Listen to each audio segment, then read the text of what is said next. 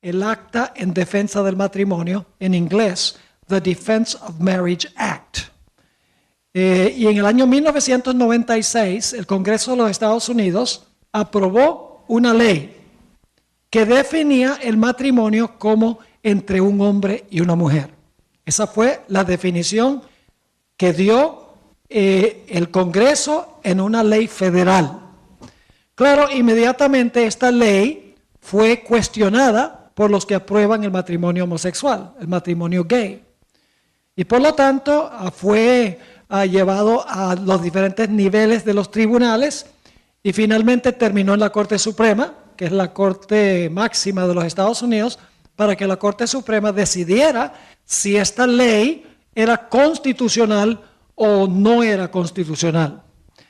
Es interesante notar que el presidente Bill Clinton, quien fue presidente durante 2 periodos en los Estados Unidos, quien es bautista, supuestamente los bautistas son conservadores teológicamente, defendió a capa y espada esta ley en 1996. Él presionó para que el Congreso emitiera y aprobara esta ley definiendo el matrimonio entre un hombre y una mujer. Pero con el cambio de los tiempos, el presidente Clinton ha tenido un cambio también. Y hoy, como ya el matrimonio gay es un asunto mucho más aceptable, él ha dicho que su apoyo de esta ley fue uno de los mayores errores de su presidencia. Y ahora Bill Clinton aprueba el matrimonio entre homosexuales. En aquel tiempo, en 1996, no le convenía apoyar esta ley porque la sociedad de los Estados Unidos estaba todavía en un nivel donde no estaban a favor la mayoría del matrimonio gay.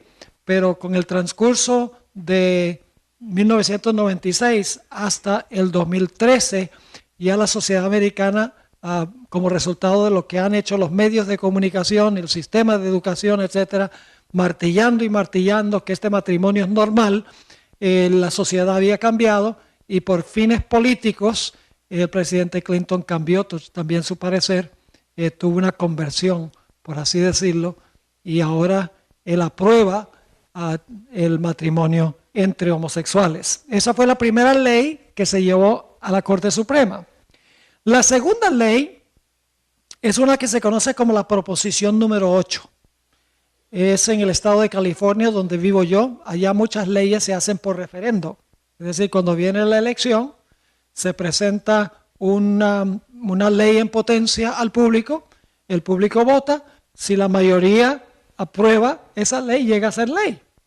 Y así fue que en el año 2008, en California se llevó esto en referendo a los habitantes de California y por un margen de 52% a 48%, el referendo ganó, definiendo el matrimonio como entre un hombre y una mujer. Es decir, la Proposición 8, el público se pronunció por referendo de que el matrimonio debe ser entre un hombre y una mujer. Inmediatamente esta ley fue votada por mayoría, fue llevada al Tribunal del 9º Circuito de la ciudad de San Francisco. La ciudad de San Francisco es la capital de los gays en los Estados Unidos.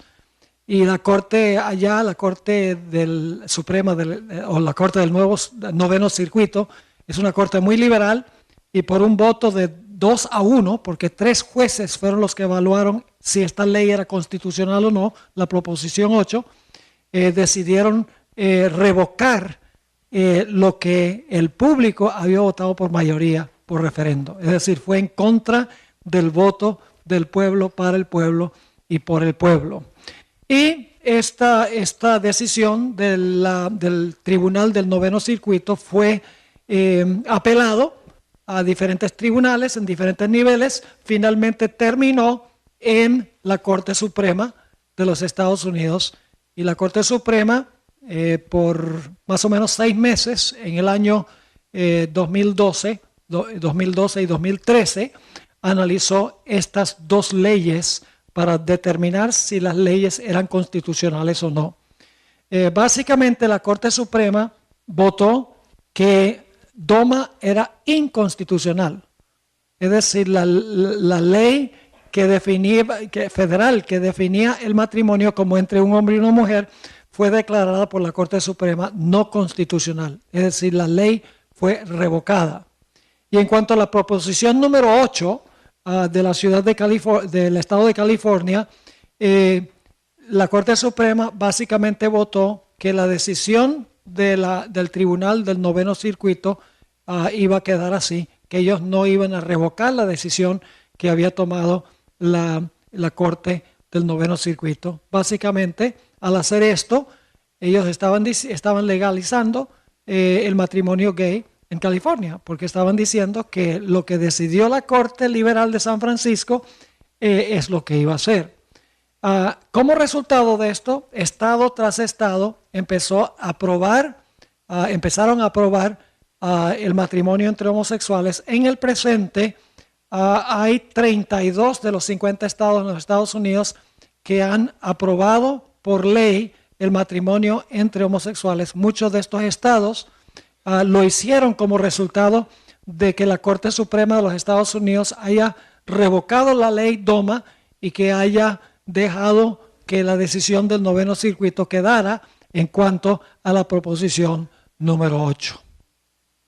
Es interesante, la Corte Suprema votó por líneas filosóficas. La Corte Suprema de los Estados Unidos básicamente tiene 4 jueces liberales, 4 jueces conservadores y una que, dependiendo del caso, a veces vota con los conservadores y a veces vota con los liberales. Pero en este caso, 5 jueces votaron a favor de revocar la constitucionalidad de estas 2 leyes y 4 votaron en contra de revocar la constitucionalidad de estas leyes. Para aquellos que conocen los nombres de los jueces que votaron a favor de declarar inconstitucionales estas leyes fueron el juez Kennedy, Kagan, Ginsburg, Sotomayor, que es la que está más o menos en el medio, y Breyer. Fueron los que votaron a favor de eliminar la constitucionalidad de estas leyes, y los que votaron de que se conservara DOMA fueron los jueces Roberts, que es el juez supremo, Scalia, Thomas y Alito. Ahora, la pregunta que surge como resultado de la decisión que tomó la Corte Suprema, y lo interesante es que la Corte Suprema tomó esta decisión el 26 de junio del año pasado, el día de mi cumpleaños. Una fecha que vivirá en la infamia, no por mi cumpleaños, sino por la decisión de la Corte Suprema. Ahora surge esta pregunta. Si la Corte Suprema de los Estados Unidos estuvo dispuesta de declarar inconstitucional la definición que Dios dio al principio del matrimonio, porque eso es lo que está haciendo, redefiniendo el matrimonio, ¿qué nos hace pensar que la misma Corte Suprema no estaría dispuesta de redefinir lo que es el día de reposo? Porque Dios definió ambas cosas en la creación. Si la Corte Suprema redefinió el matrimonio, una institución que Dios ya definió, ¿qué nos hace pensar que la Corte Suprema no actuaría también para redefinir el día de reposo que Dios también definió muy claramente como el séptimo día en la creación? La hermana White nos ha advertido en Testimonios para la Iglesia, tomo 4, página 451, en cuanto al peligro de que los políticos tomen decisiones a base de salvar su puesto, en vez de seguir principios. Dice ella lo siguiente, hablando de la ley dominical, pero se aplica también al otro, porque los jueces que votaron a favor del matrimonio entre homosexuales lo hicieron por las tremendas presiones de la sociedad y los medios de comunicación. Es una presión constante en los Estados Unidos. Los medios de comunicación diciendo esto es normal, cualquier persona que no crea que el matrimonio puede ser sin consideración de género es prejuiciado, es inmisericordia, dicen toda clase de cosas malas de aquellas personas que no aprueban el matrimonio entre homosexuales. Dice la sierva del Señor, Testimonios para la Iglesia, tomo 4, 451, a fin de asegurarse la popularidad y el apoyo, esos son los votos, y el apoyo, los legisladores cederán a la exigencia por una ley dominical. Cederán por salvar su puesto político. Como les estaba mencionando, tristemente, inclusive en nuestra propia iglesia, hay sectores, no generalizados, pero hay sectores a donde están luchando para que la iglesia acepte la idea de matrimonios entre homosexuales. La pregunta clave es, ¿tiene el hombre mortal o aún el Estado el derecho de redefinir lo que Dios ya definió en el principio? No. La definición del matrimonio y el sábado son definiciones de Dios. El Estado no tiene ningún derecho de intervenir para redefinir lo que Dios ha definido. Hemos hablado entonces del ataque de Satanás en contra del matrimonio. Ahora hablemos del ataque de Satanás en contra del sábado, de la segunda institución que Dios estableció. La otra institución creativa que Dios estableció y definió como el séptimo día de la semana ha sido atacada por protestantes y por católicos. Lo han redefinido, no como el séptimo día de la semana, sino que lo han redefinido como el primer día de la semana. Y es interesante que muchas de estas iglesias conservadoras, cuando hablo de conservadoras, profesan creer en la inspiración de la Biblia, profesan creer en los milagros, en lo sobrenatural. Muchos de esos defienden a capa y espada el matrimonio entre un hombre y una mujer, pero al mismo tiempo atacan el sábado y dicen que el día de reposo es el primer día en vez del séptimo día. Es decir, no están dispuestos de redefinir una institución que Dios estableció, pero hacen todo lo posible por redefinir la segunda institución que Dios estableció al puro principio. Ahora, Satanás va a usar dos métodos para tratar de deshacerse del sábado. El primer método lo conocemos muy bien. En el documento que el pastor Sánchez prometió darles cuando ustedes salgan sobre la bestia y el número 666, ahí claramente, aunque yo no lo he leído, pero yo creo que ahí claramente van a encontrar una explicación de cómo Satanás va a tratar de deshacerse del sábado a través de leyes dominicales. Leyes que obliguen a la gente a guardar el domingo, leyes en contra de la observancia del sábado. Eso se encuentra, por ejemplo, en Daniel 7, donde habla del cuerno pequeño. Dice que pensará cambiar los tiempos y la ley. Y en Apocalipsis 13, de lo cual hablaremos Dios mediante mañana, en Apocalipsis 13, dice que la bestia, que es lo mismo que el cuerno pequeño, va a imponer la marca de la bestia. O sea, su marca la va a imponer, y cualquiera que no esté dispuesto de recibir la marca, no podrá comprar ni vender, y finalmente dice que será sentenciado a muerte, según Apocalipsis el capítulo 13. Es decir, el primer método que va a usar Satanás es el método de la persecución, el método de la fuerza. Y nosotros conocemos en realidad ese método que Satanás va a usar, porque siempre hemos hablado de que va a venir una ley dominical opresiva donde los que guardan el sábado van a ser perseguidos. Posiblemente ustedes sepan que hoy en día en la Unión Europea se han unido varios sindicatos laborales, instituciones sociales, negociantes, iglesias protestantes, la Iglesia Católica, para presionar al Parlamento de la Unión Europea para emitir una ley dominical a nivel de toda la Unión Europea. Por varios años han estado presionando todas estas entidades para que se imponga esta ley. Y cuando uno ve el razonamiento por la ley, parece ser loable, porque dicen, mire, la ley es para beneficio de la familia, daría tiempo para el relajamiento personal y para asistir a la iglesia con el fin de recobrar las raíces espirituales en una sociedad materialista a donde se explota al trabajador. Qué loables son esas razones, ¿verdad? Pero saben que a través de la historia no hay una sola ley que haya sido con propósitos civiles que no se haya convertido en poco tiempo en una ley religiosa. Un ejemplo clásico es la ley de Constantino, que se dio en el año 321. Esa ley dominical no fue una ley dominical religiosa, la de Constantino. Fue una ley civil para beneficio, para que puedan descansar los agricultores y los trabajadores. Pero solamente pasaron unos pocos años y en el año 336, la ley fue dada en el 321, en el 336, en el concilio de la Odisea, la Iglesia Católica usó esa ley, la convirtió en una ley religiosa en contra de los que sabatizan, según dicen ellos, en contra de los observadores del sábado. Es decir, la ley se transformó de una ley civil para beneficio de la sociedad a una ley religiosa que llegó a ser opresiva. La Sierva de Dios nos dice en la Review and Herald, febrero 16, 1905, dice: tarde o temprano se emitirán leyes dominicales. Tarde o temprano.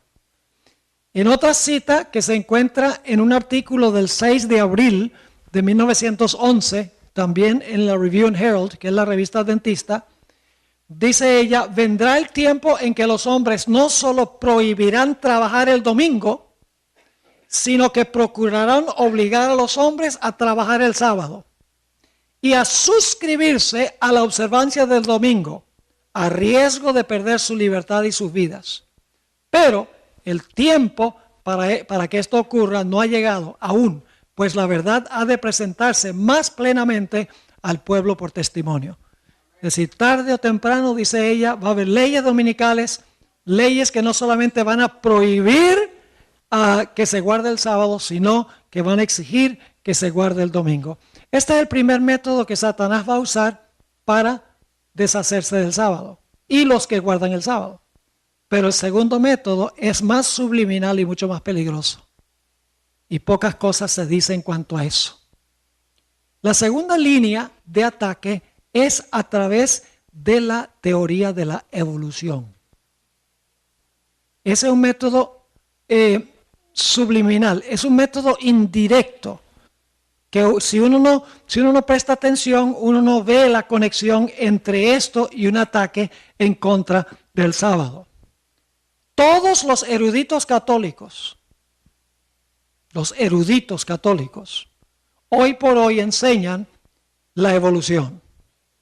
Muchos eruditos protestantes, los protestantes liberales prácticamente todos, y los protestantes conservadores, muchos han llegado a la conclusión de que este mundo llegó a existir por un proceso de evolución. Algunos hablan de evolución teísta, otros hablan de creación progresiva, pero dicen que Dios usó el método de evolución para crear, que no podemos confiar en el relato literal de la creación como se encuentra en el libro de Génesis. Lo interesante es que el Papa Francisco I está entre aquellos que han procurado decir que la creación de Génesis y la evolución son compatibles. En el concilio otoñal este año, en Washington, D.C., el concilio otoñal es una reunión que se hace cada año donde se reúnen básicamente la Junta Ejecutiva de la Conferencia General de la Iglesia Mundial Adventista. Y ellos entonces deciden mandar ciertas decisiones al cuerpo mundial para que el cuerpo mundial vote. Y una de las cosas que hicieron fue fortalecer en nuestras doctrinas fundamentales, 28 doctrinas fundamentales, la declaración sobre la creación. Y una de las cosas que pusieron allí, que no estaba antes, era bastante fuerte antes de que la creación fue literal en 7 días literales, pero añadieron que fueron 7 días literales como los días que existen hoy. En otras palabras, para que no haya ninguna comprensión errada, fortalecieron la declaración. Y dicho sea de paso, también la iglesia oficialmente fortaleció la definición del matrimonio. Pusieron allí, en la doctrina fundamental, pusieron que el matrimonio es la unión entre un hombre y una mujer. Claramente lo pusieron, y eso se va a referir el próximo año a la conferencia general en San Antonio, a donde la delegación de todo el mundo, que son más de 2,000 delegados, van a tomar lo que se recomendó de parte del concilio anual para luego votar, ya sea a favor de adoptar esa terminología o no votar a favor. La vasta mayoría del mundo va a votar a favor de fortalecer la definición que da la iglesia del matrimonio y lo que cree la iglesia en cuanto a la creación. Gracias a Dios tenemos un gran presidente de la conferencia general, un hombre que teme a Dios, que ama a la iglesia, que quiere reavivamiento y reforma y quiere que la iglesia se atenga a sus raíces, que no abandone sus raíces teológicas. Debemos orar por él porque tiene presiones inmensas ahora de muchas diferentes partes. Permítame hablar un poquito sobre el concepto que tiene Francisco I de la creación y su relación con la evolución. Y antes de decir esto, yo quiero decir que el Papa es un camaleón. Esta es la mejor forma que lo puedo describir. Y la hermana White describe el papado. Ella dice, bajo la apariencia variable del camaleón se encuentra el veneno invariable de la serpiente. Así que no soy yo el que lo está diciendo, lo dice la sierva del Señor. Posiblemente ustedes se han dado cuenta que recientemente cuando le preguntaron qué dice él del matrimonio gay, él dice, bueno, ¿quién soy yo para juzgar? Y le voy a leer una cita sobre la creación. Cuando le preguntaron sobre la creación, él dice, no, dice, la creación y la evolución son perfectamente compatibles. Porque él quiere complacer a la iglesia y él quiere también complacer a los científicos. Y quiere complacer, o sea, en forma indirecta, cuando dice, ¿quién soy yo para juzgar? Él no está diciendo yo estoy a favor o en contra. Sencillamente está dejándolo en el aire porque él quiere complacer a ambos grupos. Esa es la forma de obrar los jesuitas. Mañana les voy a hablar de eso. Él es el primer jesuita en 500 años en ser papa. La Iglesia Católica nunca quería meter un jesuita ahí como papa, porque los mismos católicos le tienen miedo a la secta de los jesuitas. Pero finalmente terminó allí y él lo que está haciendo es tratando de complacer a los científicos, de complacer a los medios de comunicación, al mismo tiempo mostrar que él es el conservador para entonces echarse todo el mundo al bolsillo. Esa es la estrategia.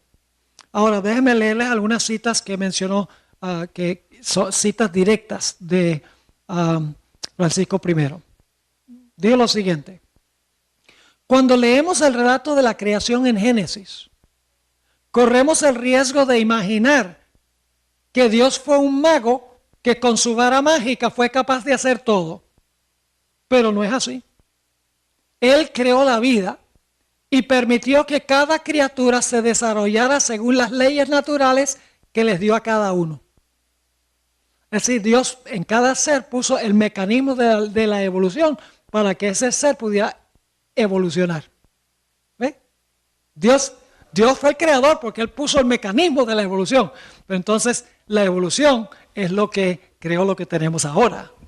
En otra cita Él dice, Dios creó a los seres humanos y les permitió desarrollarse según las leyes internas que Él les dio a fin de que pudieran alcanzar su pleno desarrollo.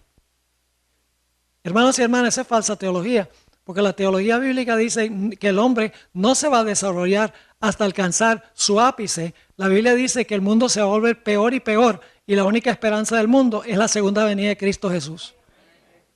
Otra cita dijo, ustedes saben que es el Big Bang, que supuestamente el universo comenzó con una explosión grande y de ahí surgió la vida. Y, bueno, uno tiene que tener más fe para creer en la evolución que en la creación.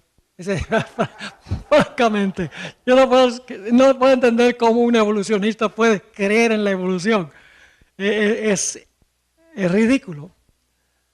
Dice lo siguiente, el Big Bang que hoy aceptamos como explicación para el origen del mundo no contradice la intervención de un creador divino, sino que la requiere. Es decir, el Big Bang exige a un creador, porque después de la explosión el creador entonces pone todos los mecanismos para que pueda haber evolución. En otra cita dijo, la evolución en la naturaleza no es incompatible con la noción de la creación, pues la evolución requiere la creación de seres que evolucionan. Y una última, esa es la última cita. Así que para Francisco, la creación, como se relata en Génesis, es una alegoría. No se realizó así como dice el libro de Génesis. Sencillamente quiere darnos el mensaje de que Dios en algún momento comenzó un proceso estableciendo el mecanismo de la evolución y por millones de años se ha realizado la evolución, claro, establecido por Dios. Es decir, Dios estableció un método de creación por evolución. Algunos dicen evolución teísta, creación progresiva, le dan diferentes nombres. Mi Biblia me dice que Dios creó el mundo en 6 días y reposó el séptimo. Y mi Biblia dice que Dios habló y existió. Y yo tengo suficiente fe como para creer lo que Dios dice, sencillamente. La hermana White dice que aquellos individuos que tratan de conciliar y concordar la ciencia con la revelación, dice que han perdido la sencillez de la fe. La fe es un don de Dios. Yo no necesito que alguien que me compruebe usando diferentes argumentos de que Dios fue el creador. Ya para mí eso quedó resuelto hace muchísimo tiempo en mi mente.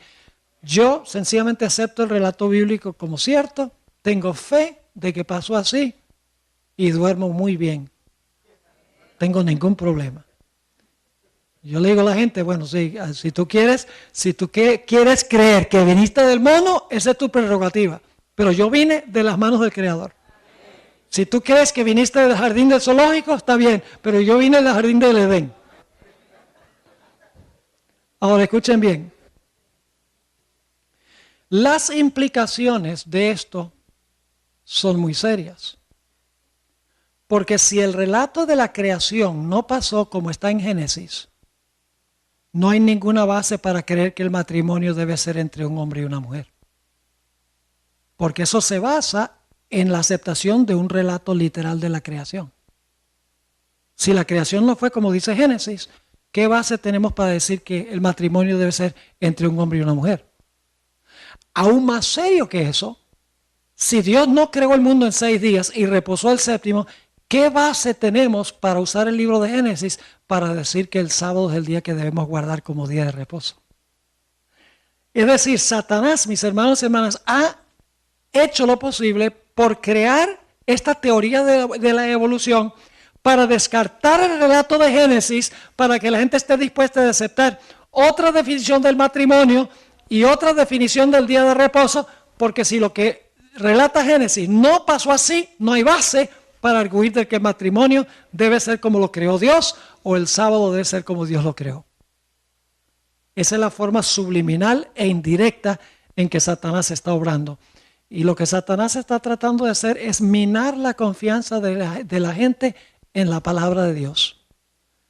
En el libro Conflicto de los Siglos 6:13 y 6:14, dice la sierva del Señor, Satanás hace creer al mundo que la Biblia no es más que una ficción, o cuando mucho un libro apropiado para la infancia de la raza, del que se debe hacer poco caso ahora o ponerlo a un lado por anticuado. Y para reemplazar la palabra de Dios, ese mismo Satanás ofrece sus manifestaciones espiritistas. Es decir, trata de llevar a la gente a depender sobre sus emociones, sus sentimientos, sus experiencias subjetivas, porque Satanás puede controlar así a la persona completa y totalmente, porque no hay ninguna norma externa por la cual probar su experiencia para saber si es de Dios o no. Y ese tema lo vamos a tratar Dios mediante pasado mañana. La importancia de las Escrituras en estos últimos días en la crisis final. Ahora, ¿qué va a causar la desintegración de la sociedad? ¿Qué causa la desintegración de una sociedad? Dos cosas. Número uno, la destrucción del matrimonio. Como va el matrimonio, así va la sociedad, el país y el mundo.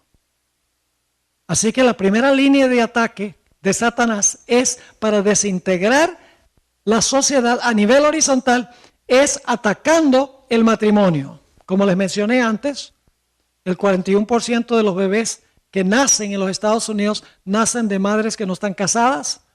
Más del 50% de los matrimonios terminan en divorcio y muchos de ellos están separados y no se han divorciado.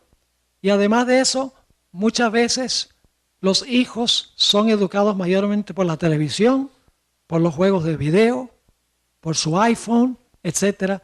¿Qué clase de sociedad puede uno esperar cuando los niños no tienen una madre en el hogar que atienda a los niños? Yo quiero decirles, yo admiro mucho a las madres que hacen homeschool para sus hijos. Es una cosa peligrosa mandar a los hijos a las escuelas públicas hoy en día. Se los digo sinceramente, porque los valores que se están enseñando ahí son terribles y las influencias son devastadoras para la familia. Si hubo un tiempo, hermanos y hermanas, en que debemos reunir a nuestros hijos cerca de nosotros y enseñarles y cuidarlos y adiestrarlos y educarlos, es ahora. Porque la sociedad y el mundo y los medios de comunicación, las películas de Hollywood, la música, todo está hecho para apartar a nuestros hijos, a nuestros jóvenes de Dios.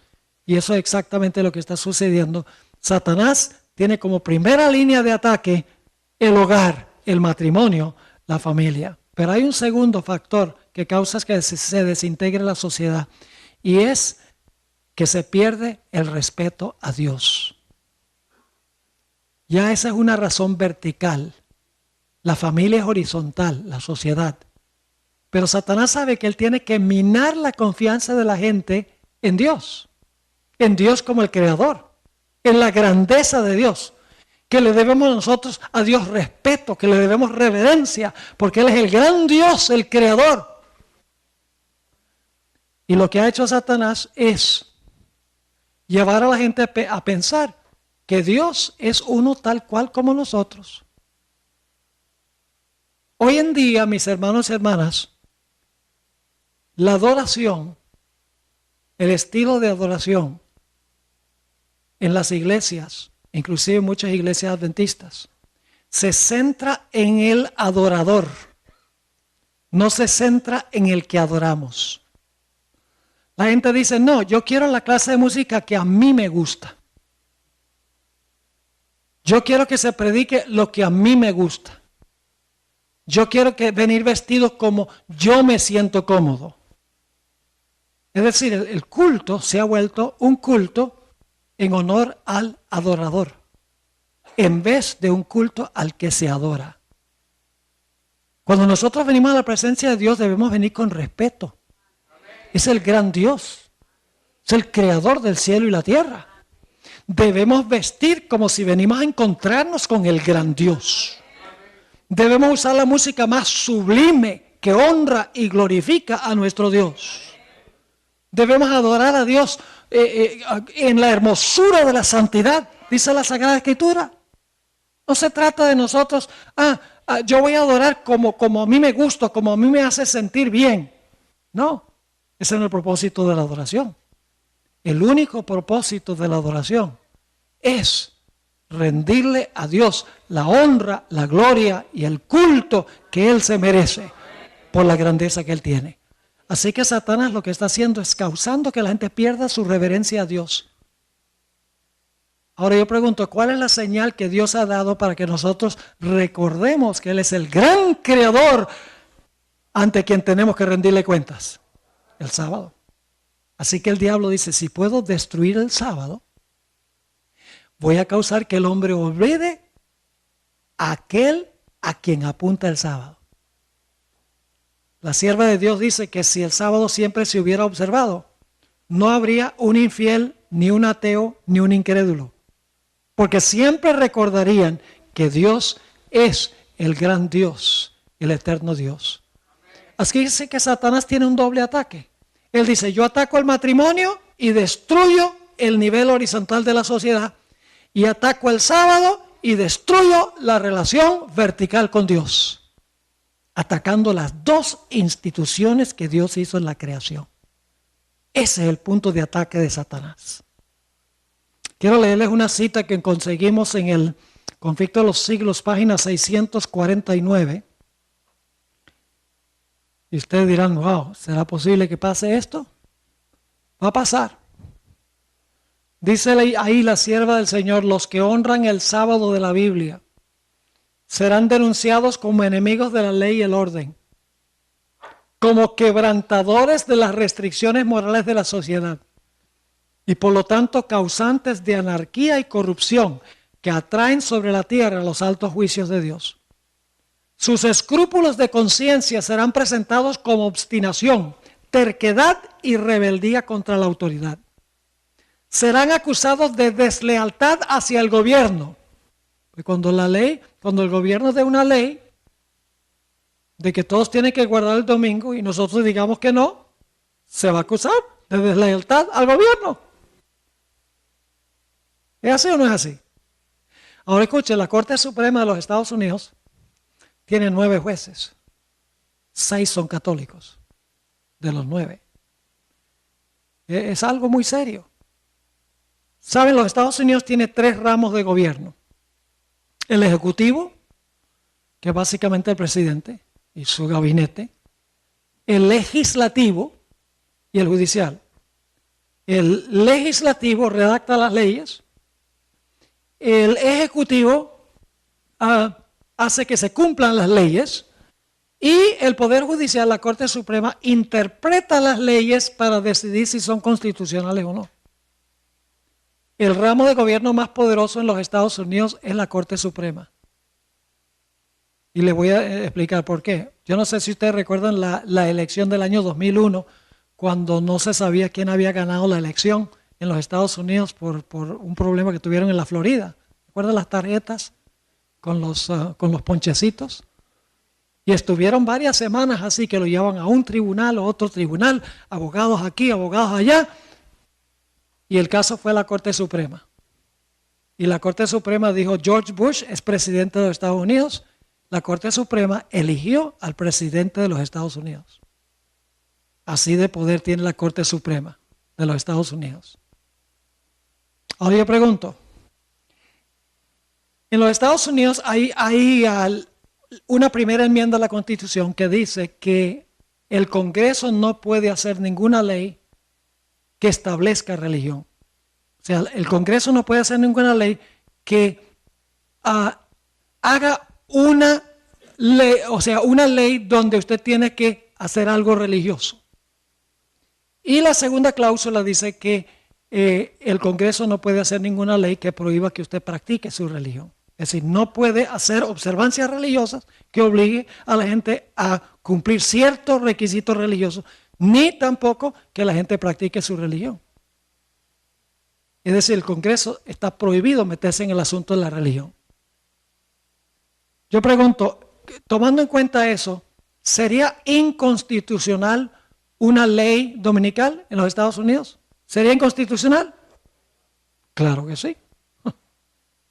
Hasta un niño puede entender que una ley dominical es establecer religión.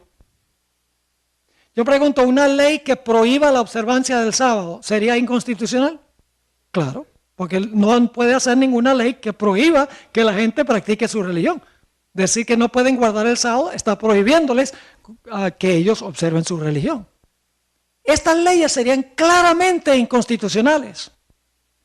Pero ¿qué sucede si la Corte Suprema declara que leyes inconstitucionales son constitucionales? La ley va, aunque sea inconstitucional. Y la declaración de la Corte Suprema no se puede apelar. Es el último tribunal de apelación. Ahora podemos entender un poquito más lo que vamos a estudiar en detalle mañana en la noche. Que hay una bestia que tiene 2 cuernos como de cordero. pero habla como un dragón. ¿En qué se parece un cordero a un dragón? En nada. Pero aquí tenemos esta bestia que tiene dos cuernos como de cordero, pero se porta como un dragón. Eso es lo que va a pasar. En los Estados Unidos no se va a eliminar la primera enmienda de la Constitución. O sea, no se va a eliminar lo que dice que el Congreso no puede hacer ninguna ley que establezca religión, ni puede prohibir que usted practique su religión. Eso va a quedar en la Constitución. Pero lo que va a pasar es que la Corte Suprema va a declarar que leyes que no son constitucionales, en realidad son constitucionales. Y de esa manera esa nación, que tiene esos dos cuernos como de cordero, que representa libertad civil y religiosa, separación de la iglesia del Estado, va a terminar estableciendo religión y prohibiendo la práctica de la religión, contradiciendo su propia característica. Mañana vamos a estudiar un poquito más ese asunto. Sigue diciendo, sus escrúpulos de conciencia serán presentados como obstinación, terquedad y rebeldía contra la autoridad. Serán acusados de deslealtad hacia el gobierno.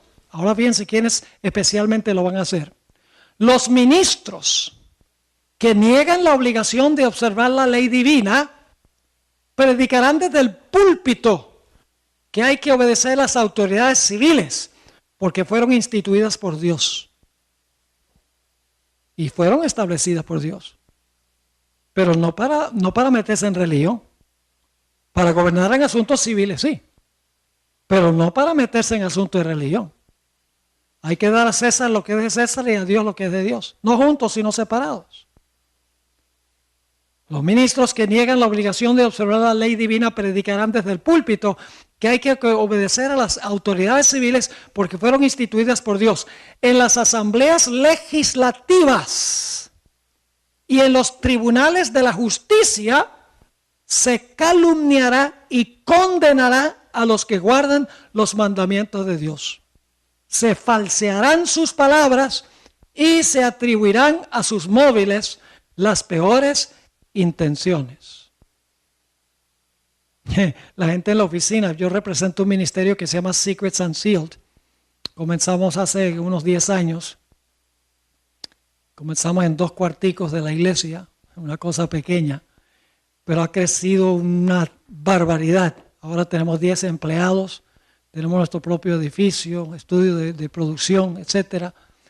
Y la gente que trabaja allí siempre vive diciéndome, pastor, cuando venga el asunto de la ley dominical y cuando venga el asunto del matrimonio gay, usted va a ser el primero que van a arrestar.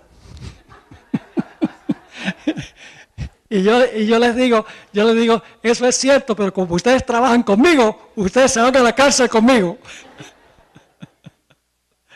Viene el día en que va a pasar eso. Hermanos y hermanas, si hubo un tiempo en que la iglesia adventista tiene relevancia es ahora. El mensaje del primer ángel. Temed a Dios y dadle gloria, porque la hora de su juicio ha llegado, y adorad a aquel que hizo el cielo, la tierra, el mar y las fuentes de las aguas. Adora al Creador. ¿Qué mensaje tenemos para el mundo? Nosotros no podemos predicar el mismo mensaje que predican todas las demás iglesias. En un tiempo de crisis como este. Y nada más estamos predicando lo que predican los bautistas y los metodistas y los presbiterianos. Hermanos y hermanas, no. Dios nos ha llamado a proclamar los mensajes de los 3 ángeles. Y mañana vamos a hablar más sobre los mensajes de los 3 ángeles y la actualidad que tienen estos mensajes para nuestro tiempo en especial. Quiero terminar leyéndoles una cita. Es triste esto cuando yo lo leo. ¿Qué va a pasar con los Estados Unidos? La nación más grande que jamás se haya levantado en la historia es los Estados Unidos. No es porque es más grande, porque la gente es más inteligente, porque hay más dinero, porque tiene un ejército más poderoso, mejores armas. No es por eso. Es por los principios sobre los cuales los Estados Unidos fue fundamentado. Principios divinos. donde la gente iba buscando libertad de conciencia para adorar a Dios de acuerdo a como lo dicta su conciencia. Pero escuchen lo que dice la sierva del Señor en la revista Señales de los Tiempos, del 4 de julio, día de la independencia de los Estados Unidos, 1899.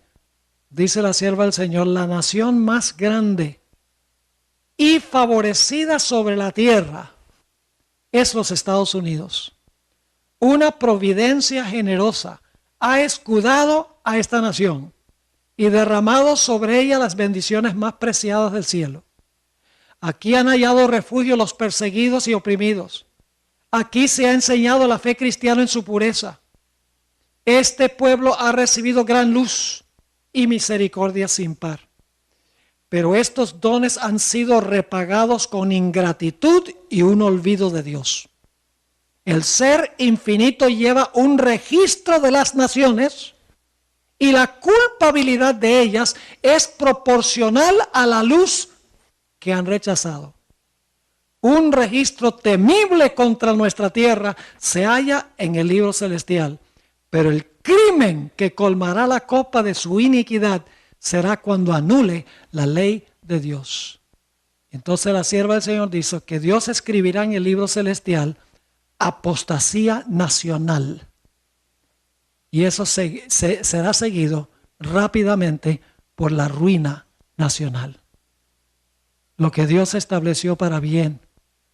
Pero es una nación que ya ha tomado el primer paso de rechazar el séptimo mandamiento abiertamente. El gobierno en sí.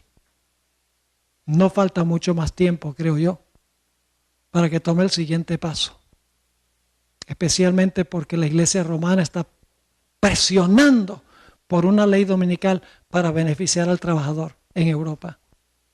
Y estoy seguro que el próximo año, cuando el Papa visite los Estados Unidos y dé su discurso, creo que en septiembre, ante el Congreso de los Estados Unidos, el Senado y la Cámara de Representantes, todos reunidos, estoy seguro que él va a hablar en contra de la sociedad materialista en la cual nosotros vivimos, la necesidad de beneficiar a los pobres y la necesidad de darle a la gente tiempo para recargar sus baterías espirituales, tiempo para ir a la iglesia, tiempo para descansar en una sociedad que es súper materialista.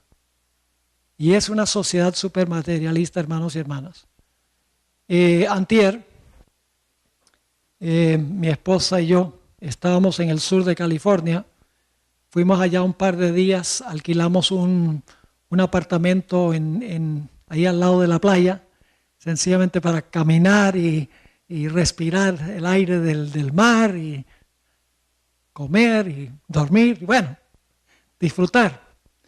Y decidimos el viernes por la mañana ir a comer a un mall. Y les cuento, hermanos y hermanas, eso es lo que llaman Black Friday.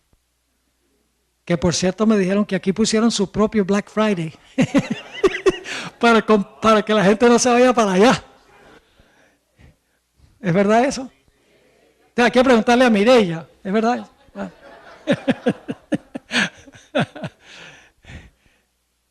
Y miren, hermanos, increíble. No había lugar donde estacionarse. 45 minutos nada más desde la entrada hasta el lugar donde uno podía tal vez empezar a buscar parking. Y no había. Manejé. Finalmente me tocó estacionarme lejísimo. Todo el mundo con el afán de gastar. De comprar lo que no necesitan y gastar lo que no tienen. En una sociedad como esa es que apela una ley dominical.